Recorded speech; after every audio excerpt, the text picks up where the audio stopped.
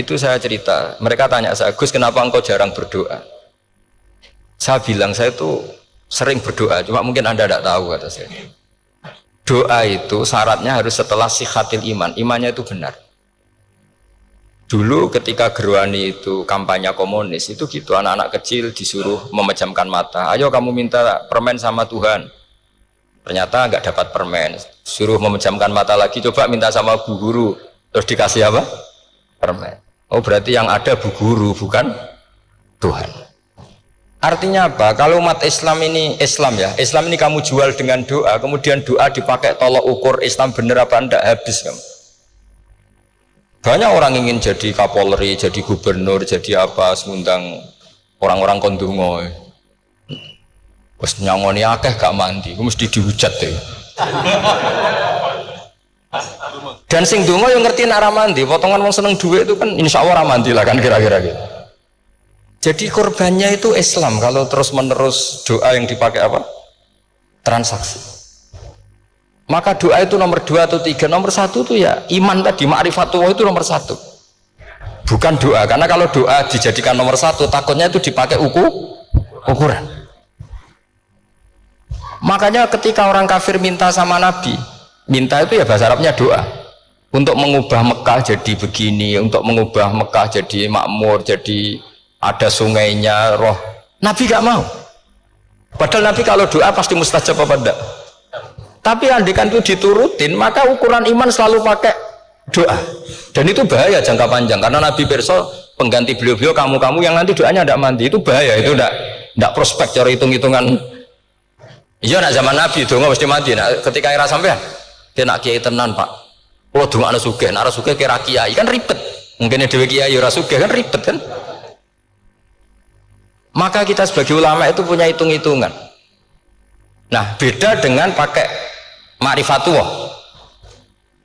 Misalnya begini, ini contoh paling gampang. Orang kafir itu dulu mengukur kebenaran Muhammad, mereka tentu manggilnya Muhammad. Muhammad, kalau kamu mengklaim bahwa orang mati bisa hidup lagi, coba mbah-mbah kamu yang sudah mati bangunkan. Kalau bisa berarti kamu benar, kalau enggak ya enggak.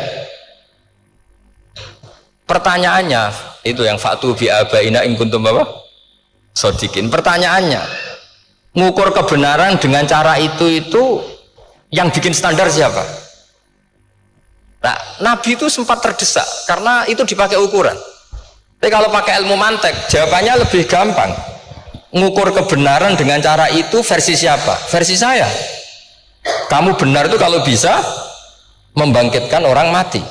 Terus jari Nabi, ya kalau versi kamu ya kamu yang membangkitkan, nanti ditanya bareng-bareng. Loh ini kan kita seperti itu kan, kita sering. Artinya apa? Islam ini yang bisa mengawal hanya ilmu. Doa itu nomor 2, yang bisa mengawal Islam hanya fa'lam, harus ilmu annahu la ilaha illallah. Ketika orang kafir lo tanya, Muhammad kalau kamu Rasul betul, fasayir jibala Makkah, jibalu Mekah kamu jalankan kemudian jadi emas. Dan orang-orang yang mati bangkitkan, kemudian kita tanya, adinuka hakun amla, agamamu benar apa enggak? Nabi andikan minta kira-kira dituruti Allah apa enggak? Pasti dituruti. Tapi masalahnya, masa menunggu itu? Masa Allah menjadi Tuhan nunggu itu? Allah selalu Tuhan baik orang percaya atau tidak. Makanya Allah tidak mau nuruti, karena itu jadi problem jangka panjang. Iya kalau Nabi mustajab doanya, terus era umatnya seperti ini, sing kiai ini bedino dalail ora mesti mandi dongane. Gue sasing tirakat lah, gue ora mesti mandi dongane. Nak bab donga niku wis padha wae lah. Misale mesti mandi, nak wong waras mesti dinggo donga husnul khotimah, ora dinggo golek sugih, gue mesti amatir. Nah masalahnya nek dinggo husnul khotimah bagi mereka yang kedonyan ya gak ngefek, dianggap tidak prospek. Panjang kan? Makanya itu pinternya Nabi, nomor 1 itu al ilmu, fa'lam annahu la ilaha illallah. Lagi wastaghfir li dzambi. Jadi kalau suwon, kenapa ini cerita Mbah Mun, kenapa akhir-akhir beliau sering talqinu zikri, sering melatih zikir. Itu sirinya diantaranya bahwa kalimat ini harus menjadi kalimat super. Kalimat sing alaiha nahya wa alaiha namut wa alaiha nub'ats atau wabiha nub'ats insyaallah ta'ala minal amin. Ya itu tadi, kita sebagai kiai itu ikut menjaga ini. Jangan sampai kalimat ini membosankan. Tahlile suwi rabarbar segitu ono sing nyoal la ilaha illallah Muhammadur Rasulullah lane kurang panjang iki wakaf ta ora terus panjang. Niki alhamdulillah Gus syukur sampun rawuh. Tetes kula suwun lah bahwa agama ini dimulai hatta ta'tiyahumul bayyin. Jadi sesuatunya harus benar-benar sampai jelas. Ini monggo kalian ngentosi Gus Syukur. Kalau terusakan ya, terus orientasi para ulama dulu itu cara menerangkan la ilaha illallah itu sampai difahami an bayinatin. Makanya semua nabi memaklumatkan diri kul inni ala bayinatin mir rabbi. Sampai di situ.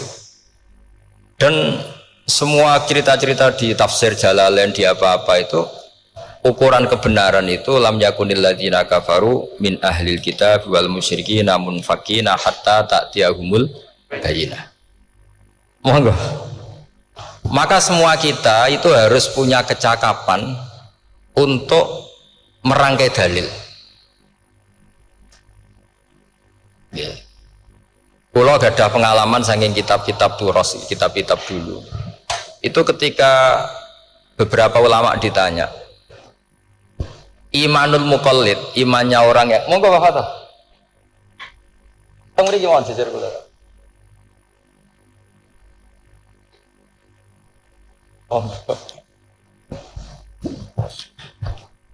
kalau cerita sedikit dulu ketika ulama-ulama dulu berdebat tentang apakah imanul muqallid, imannya orang yang tidak bisa berargumentasi tentang Tuhan itu diterima apa enggak.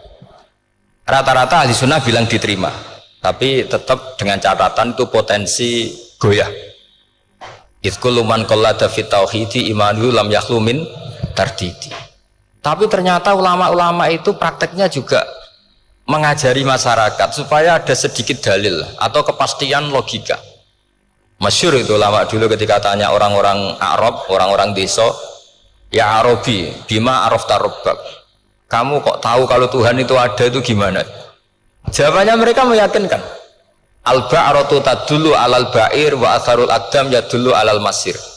Ono tletonge sapi ya mesti ono sapine. Ono atharul aqdam, artinya ono tipake wong liwat ya mesti ono sing liwat. Sehingga itu sudah dianggap cukup kalau ada makhluk ya ada khalik. Artinya terus menjadi gampang ketika Allah ngendikan misalnya am khuliqu min ghairi syai'in. Mosok hadhil makhluqat sing maujudat kemudian khalaqahal adam. Itu kan enggak ketemu akal. Maka termasuk kekaguman saya sama kitab Fathul Bari sarahnya Bukhari itu ngendikane wahada sing inda ahlil mantak yusama iltidzadan aqliyan, bahwa agama ini harus ada kenyamanan secara akal. Kalau Nabi membahasakan wajadah halawatal apa? Iman yang manis itu misalnya kita profesor, kita ilmuwan, kita seorang yang top, yang paling cerdas di dunia. Kemudian kamu secara agama didogma oleh pimpinan agama kamu. Kebetulan pimpinan agama kamu misalnya komunis. Terus diberi ajaran misalnya hadhil maujudat khalaqahal adam, yang maujud ini diciptakan ketiadaan. Kan mungkin profesor lah mesti stres. Piye wong adam kok ciri utama ketiadaan ya layu asiru saya tidak ngefek. Bandingkan dengan misalnya kita goblok lah, petani lah, wong paling goblok lah misalnya diajari bumi ki ono mbah wonten, terus sing gawe bumi ono ya ono, wong barangnya ono kok sing gawe ra ono. Lebih gampang, itu cara Fathul Bari. Hadaddin itu mudah sekali, sahlah qoriba. Kalau dalam baca Said Abdul Haddad itu hadil kalimah sahlah qoriba. Sahlah qoriba itu enak difahami karena ya sudahlah, kalau hadil maujudat ya khalaqahal maujud. Berhubung maujud ini maujud khaliq ya wajibul wujud, kira-kira maujud super lah atau kausa prima atau apa. Jadi segampang itu ulama menerangkan tauhid. Nah khawatir saya kalau penjelasan seperti ini sudah hilang terus mau wong takok kasihate nak maca sakmene paket ngene, nak sakmene paket ngene. Lah nak ramandi terus mental. Jute la ilaha illallah yo ngobos. Nah ini kan jadi tersangka. Makanya saya tadi bilang saya berkali-kali saya belajar tauhid, belajar ilmu mantek Itu kepentingan saya hanya satu, supaya orang familiar dengan logika la ilaha illallah. Yaitu tadi mulai yang pelatihan kelas ringan, yaitu tadi al-ba'ratu tadullu alal kair wa asarul aqdam yadullu alal masir, sampai pelatihan yang agak berat, tapi sebenarnya tidak berat-berat banget. Karena tadi am khuliqu min ghairi syai'in, masa kalian semua yang sebegini hebat maujudat kemudian kamu disebabkan oleh sesuatu yang tiada. Lha iku mbok sampean profesor lah iku ora iso logika, wong barang ra ono kok nyebabno. Terus kalau suwun, kalau wau mun maca sanad talqinu dzikri dari Mbah Mun, dan saya berharap kita ini saling menopang. Makanya saya Gus Yofur itu sering belajar mantek sampai belajar usul fikih, karena nggak bisa kita tanpa ditopang ilmu-ilmu seperti itu, tidak bisa, karena banyak khurafat, banyak syubhat.